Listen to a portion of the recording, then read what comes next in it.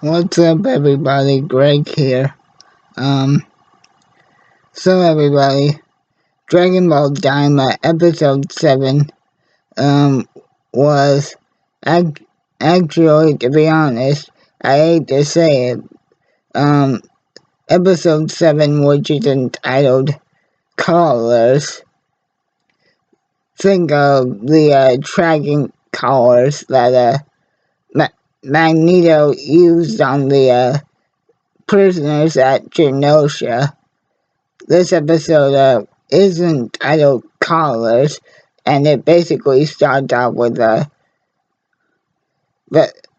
Vegeta, Piccolo, and Bulma, and Kibito still stuck on Earth because, as we remember from the ending of last week's episode, that they were just about to leave, but then a core element in the energy converter, which allows the Supreme Kai's spaceship to fly, malfunctioned, and we come to find out in this episode that it's a element that that that isn't available on Earth. So the first few minutes of this episode are spent in very classic Yamcha's Batman pink t-shirt and yellow pants. Vegeta basically yelling at Bulma saying, "Hey woman, the spaceship is broken. Kakarot's gonna get all the glory. You're the brainiac here. Can't you do something to fix the ship?" And then Bulma's like, "Hey, I'm the one that should be complaining here, not you. I haven't slept in days trying to get this thing operational, and I thought I was almost done, and now come to find out it doesn't work, and the mineral that we need to fix it isn't even available on this planet." And then at the end of the episode, luckily the Bulma, Piccolo, and Vegeta, with the help of Pansy's dad, Aaron Boy, Hybris, Abyss, who in this episode basically has to be bribed by King Kadan, to basically just do what he's been told. And once Hybris gets back, the king of the third demon world will make up for Hybris basically missing his appointment at the beauty salon, and get our favorite errand boy a large pizza with extra worms. And then Abyss is like, "All right," and sorry if I'm butchering his name, everybody. So at the end of the episode, Bulma, Piccolo, and Vegeta finally do make it to a demon world, with the king's errand boy, because I'm not even sure if I'm saying his name right, and I don't want to get any strikes for saying an inappropriate name or anything.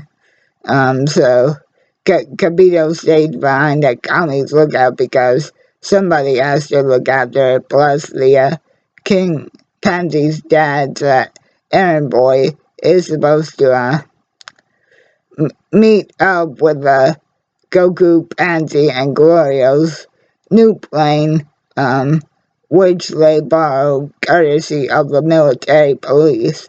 And that's basically the other plot of this episode, guys. Thanks to Pansy and nobody else basically being able to remove their collar, which is placed on them from birth till basically you die.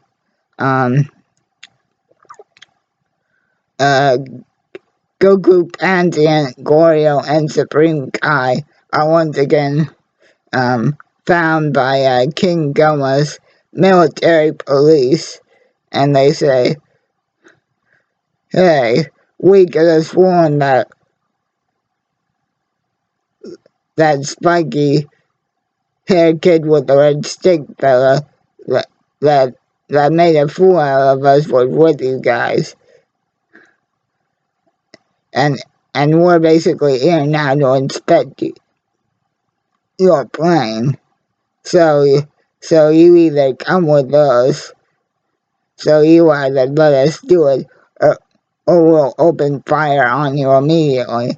And Pansy is the one that basically has to tell everybody that it's useless to keep on running because of the tracking collar. They can just almost sort of like, again with the Magneto reference, use their staff to basically draw you straight back in so they can do whatever they wish to you. And then Pansy says, again, like I just said, that the collars are placed on every margin, and that's every member of all demon worlds now, everybody. The collars are placed on every single newborn baby from birth, and if their parents do not hand them over to the government, the child, and assuming the rest of the family, are automatically killed for non-compliance and I guess ultimately treason against now King Goma, but obviously formerly everybody's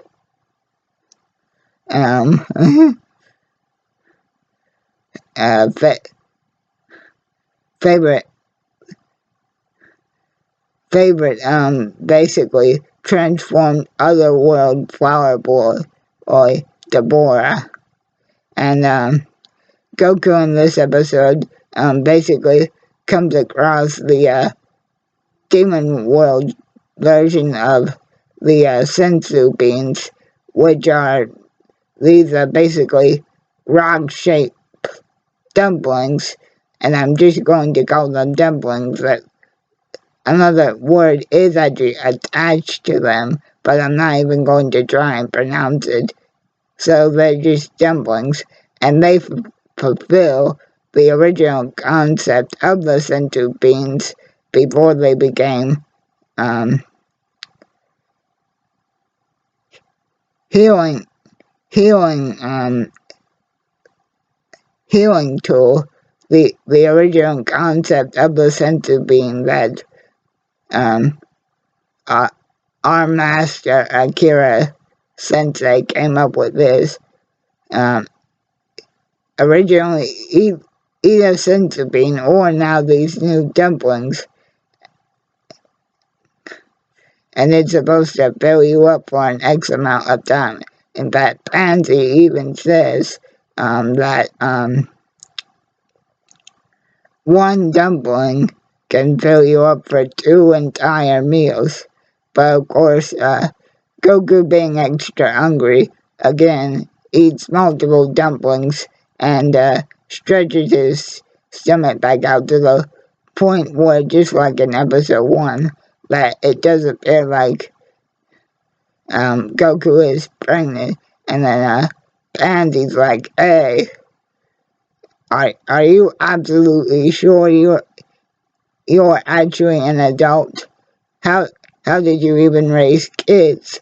And then Goku says point blank, and honestly, I'll give him that, I really wasn't involved. And then once the guards basically do force do force Goryo and the gang to land. That thanks to a little quick out from Supreme Kai. Uh, even though the military police do end up searching Glorio's new plane, and it does end up getting damaged due to the impact. Goku basically runs off into the trees, and with Supreme Kai helping him, Goku is able to use instant transmission a little bit to keen in on Supreme Kai's energy and basically hide until the military police are satisfied and go away. And then they want to question the princess, but Goryo and Supreme Kai step into the defense Pansy right away, so that Goku doesn't have to reveal himself. And then Pansy actually uses this taser-like zapper thing to basically disrupt their communicators, so that it not only knocks them out, but once they regain consciousness, that they won't be able to call for backup. And then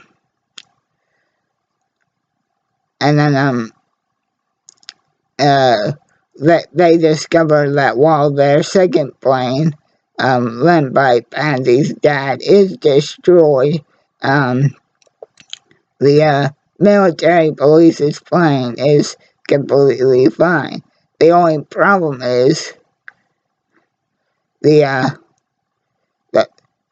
military police's plane won't allow them to use warp to proceed to the second and first level of Demon Realm. And then that's when Pansy calls her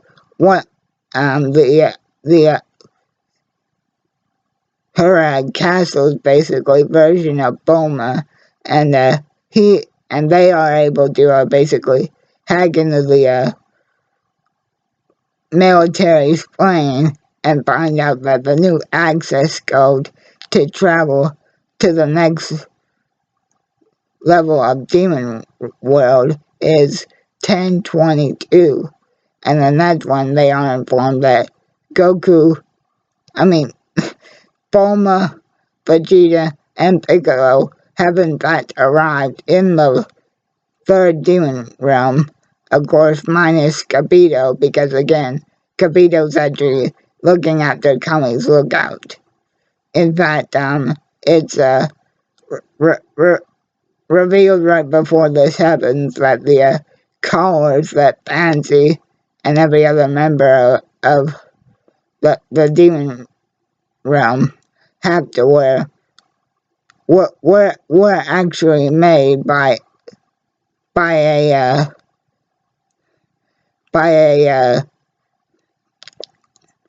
something that only exists on Supreme Kai's actual own planet, and that they were actually manufactured and handed out by Dr. Erin Sue herself.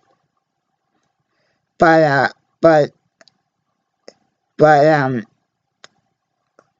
that leaves Pansy to actually almost not proceed towards the Terragami number 3, because she says, "Hey, look, guys, as long as I have this collar on, the police will always be able to find us.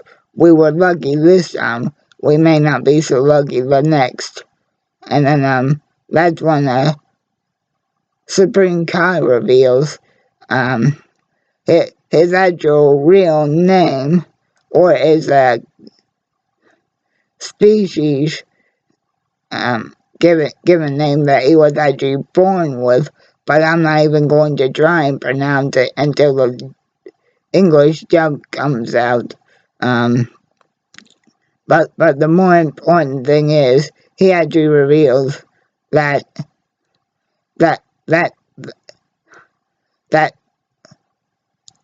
that Dr. Arinsu may have created the colors, but luckily Supreme Kai